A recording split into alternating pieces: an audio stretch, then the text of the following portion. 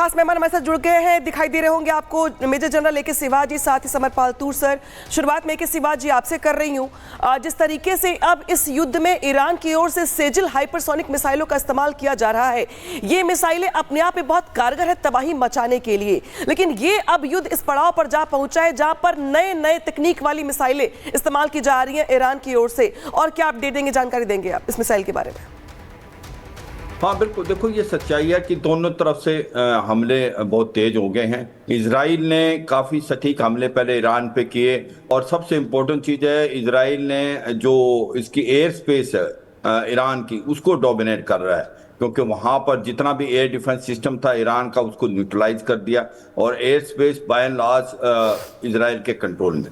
मगर ईरान भी पलटवार कर रहा है, और ईरान आज हाइपरसोनिक मिसाइल साजिल का इस्तेमाल कर रहा है, वो भी हमले जो है तेज कर दिए हैं। इसका मतलब ये है कि ये लड़ाई की तीव्र गति बढ़ेगी आने वाले समय में, और ये सोचा गया था कि ईरान के पास शायद जो मिसाइलों का भंडार है वो इतना नहीं होगा, मगर जैसे सिचुएशन अनफोल्ड हो रही है, ईरान के पास काफ़ी मिसाइलें हैं, चाहे वो हाइपरसोनिक है या नॉर्मल मिसाइल, रॉकेट, ड्रोन, उनसे हमला हो रहा है। हमें ये समझना पड़ेगा कि इनके दोनों के बीच में 2000 किलोमीटर से ज़्यादा डिस्टेंस है। जो लड़ाई होगी इजराइल और ईरान के बीच में जो हो रही है वो एयर पार से ही होगी, और कहीं ना कहीं एयर पार में अगर आप तुलना करें तो जो इजराइल का जो पक्ष है वो थोड़ा भारी है। उसकी 3-4 रीजन है। एक तो जो इजराइल की जो एयरफोर्स है वो ज़्यादा पावरफुल है ईरान से। दूसरा जो एयर डिफेंस सिस्टम है इजराइल का वो मल्टी लेयर्ड है, उसके अंदर आप अगर देखें ड्रोन सिस्टम है, बाकी एरो 2, एरो 3 है, तो ये सच्चाई है कि वो पेट्रोइड मिसाइल भी है, उसमें थर्ड भी है। ईरान का जो एयर डिफेंस सिस्टम वो कॉम्प्रोमाइज हो गया है, मगर जो ईरान की खसूसियत है कि उसके पास रॉकेट और मिसाइलों का भंडार है और उसके पास हाइपरसोनिक मिसाइल हैं। तो ये सच्चाई है, दोनों तरफ से हमले हो रहे हैं, हमलों की तीव्र गति बढ़ेगी। अब सबसे बड़ा क्वेश्चन जो आता है कि क्या अमेरिका इसके अंदर डायरेक्टली शामिल होगा या नहीं।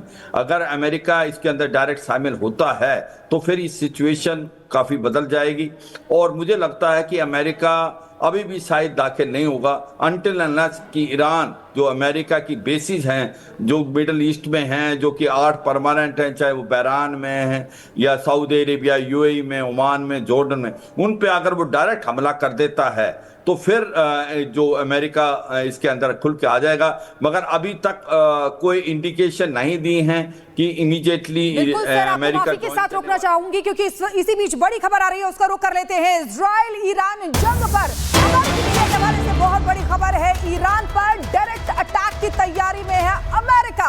इसी हफ्ते ईरान पर हमला कर सकता है अमेरिका, ये बहुत बड़ी खबर आपको बता रहे। देखिए अमेरिका अब डायरेक्ट अटैक कर सकता है, ये बड़ी जानकारी मिल रही है, क्योंकि डोनाल्ड ट्रंप जो लगातार बीच में आ रहे थे, काफी चीजें उन्होंने कही। उन्होंने कहा कि खामनेई का हमें पता है लेकिन हम मार नहीं रहे हैं, और ये बड़ी खबर इस समय। इसके बाद एक और बड़ी अपडेट है, वो आपको बता देता हूं। साइप्रस में 4 अमेरिकी ट्रांसपोर्ट एयरक्राफ्ट देखे गए हैं, C-17 और रिफ्यूलिंग एयरक्राफ्ट साइप्रस पहुंचे हैं। साइप्रस के पाफोस एयरबेस पर मौजूद है ये विमान। इजराइल की मदद के लिए ये विमान पहुंचे हैं, रिपोर्ट्स ये बता रही हैं। अमेरिका पहले भी इस बात का ऐलान कर चुका है और वही देखने को मिल भी रहा है। अभी इससे पहले जो खबर हमने आपको बताई कि रिपोर्ट से बता रही है कि इसी हफ्ते हमला कर सकता है। तस्वीर देख लीजिए, रिफ्यूलिंग विमान है, पाफोस एयरबेस पर ये मौजूद है, ये अमेरिका का ये विमान। और बड़ी खबर आ गई इस बीच, जहां पर यूरोप से अमेरिकी लड़ाकू विमान मिडिल ईस्ट पहुंच रहे हैं। इटली और स्कॉटलैंड से अमेरिकी लड़ाकू विमान सऊदी अरब पहुंचे हैं। दर्जनों F-16 लड़ाकू विमानों को अमेरिका ने यूरोप से सऊदी अरब भेजा है। मिलिट्री एयरक्राफ्ट और इसके साथ साथ युद्धपोत, साथ ही लड़ाकू विमानों को लगातार मिडिल ईस्ट पहुंचाया जा रहा है अमेरिका की ओर से। यानी कि कुल मिलाकर के ये मान लिया जाए कि अमेरिका के सीधे सीधे एंट्री इस युद्ध में हो चुकी है, जहां पे अमेरिका की ओर से चाहे युद्धपोत हो चाहे लड़ाकू विमान, सब यहाँ पे तैनात किए जा रहे हैं मिडिल ईस्ट में। तूर सर हमारे साथ जुड़े हुए हैं, उनके पास चलते हैं। सर, ये आपने भी ये बड़ी खबर सुनी होगी कि किस तरीके से अमेरिका जो है डायरेक्ट हमला कर सकता है, लेकिन ईरान जो लगातार सुपर स्पीड और सटीक निशाने वाली मिसाइलें दाग रहा है, उसने भी ये कह दिया है कि अमेरिका की जो एयरबेस है उनको हम निशाना बनाएंगे। तो इस स्थिति को आप कैसे देख रहे हैं?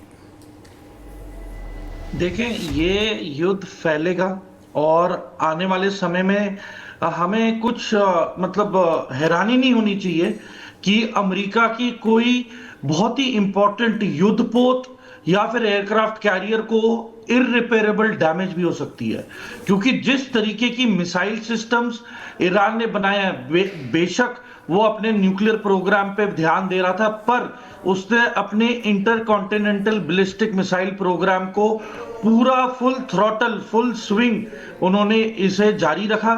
और आज की तारीख में इनके पास लाखों की तादाद में अलग अलग लोकेशंस में मिसाइल्स हैं, जिसकी बेसिक रेंज 1200 किलोमीटर से लेके 2000 किलोमीटर की रेंज के अंदर है। तो देखें, आने वाला समय बहुत क्रिटिकल है। और पॉइंट नंबर 2, जब तक आप ट्रूप्स को ऑन ग्राउंड नहीं उतारेंगे तब तक इस लड़ाई का कोई निष्कर्ष नहीं निकलेगा, कोई परिणाम नहीं निकलेगा। और नंबर 3, लाखों की तादाद में हूती रिबेल्स जो है वो तैयारी कर रहे हैं ईरान में जाने की, और बल्कि उन्होंने तैयारी कर ली है और वो जा भी रहे हैं, ताकि वो कंधे से कंधा मिला के अपने शिया भाइयों के साथ इनका सामना करें। तो देखें, इतना आसान नहीं होने वाला है कि आज तक कोई भी जंग सिर्फ हवाई हमले के जरिए नहीं जीती गई है। आपको सेना भी उतारनी पड़ेगी अगर आपको फुल कंट्रोल चाहिए, क्योंकि आज की तारीख में इतना रेडिकलाइज हो गया है एक ईरानी लड़का जो 20 साल का है कि वो अपने आप को शहीद करने को तैयार है, पर इजराइल से हाथ मिलाने को तैयार नहीं है। और जितने भी ईरानी ये हक में बोल रहे हैं कि उन्हें चेंज ऑफ रिजीम चाहिए, वो महज कुछ लाख ईरानी हैं जो रिफ्यूजी हैं, जो फॉरेन कंट्रीज में। पर अगर आप पूरे ईरान की बात की जाए तो मेजॉरिटी ऑफ द पीपल आज की तारीख में जिस तरीके से 600 ईरानी मारे गए हैं, तो मुझे नहीं लगता कि ओवरनाइट सपोर्ट इजराइल और यूएस की तरफ आने वाला है, और बात बिगड़ती ही रहेगी। और जैसे कि रूस बात का यहाँ पर बिगड़ती ही जा रही है मेजर समल पार्थूर, क्योंकि जिस तरीके से दिन प्रतिदिन जो हमले हैं वो और तेज हो रहे हैं। इस बीच बड़ी खबर आ गई है जहां पे डोनाल्ड ट्रंप की ओर से युद्ध को लेकर बड़ी बात कही गई है और ये कहा गया कि अगले हफ्ते कुछ बड़ा होगा। ईरान के परमाणु ठिकानों पर हमला करने के सवाल पे ट्रंप ने कहा कि अगले हफ्ते कुछ बड़ा होगा। अब ये बड़ा क्या होगा, किस दिशा में होगा, किस रूप में होगा, ये अपने आप में नजरें बनी हुई है ट्रंप के अगले कदम को लेकर। लेकिन चूंकि ट्रंप ये कह रहे हैं कि अगले हफ्ते कुछ बड़ा होगा, तो ये जब उनसे सवाल पूछा गया कि क्या जो ईरान की न्यूक्लियर साइट्स है वो टारगेट पर है अमेरिका की ओर से, तो उनकी ओर से कहा गया कि अगले हफ्ते कुछ बड़ा होगा। तो जिस तरीके से अमेरिका हालांकि पहले बैक सपोर्ट कर रहा था, पहले बैक पर आ गया अमेरिका। पीछे एक और बड़ी खबर आ गई है, वो जान लीजिए। अमेरिकी मीडिया के हवाले से यह खबर है, ट्रंप ने निजी तौर पर ईरान पर हमले की मंजूरी दे दी है, रिपोर्ट से बता रही हैं, लेकिन अटैक के लिए फाइनल ऑर्डर को अभी रोका हुआ है। मतलब ट्रंप निजी तौर पर अटैक को मंजूरी दे चुके हैं, लेकिन फाइनल ऑर्डर के लिए अभी भी रोका गया है। ये बड़ी अपडेट है इस पूरे मामले में, फाइनल ऑर्डर अभी रुका हुआ है। मतलब जब फाइनल ऑर्डर आएगा उसके बाद अमेरिका अटैक करेगा। ये बड़ी अपडेट हम आपको बता रहे हैं।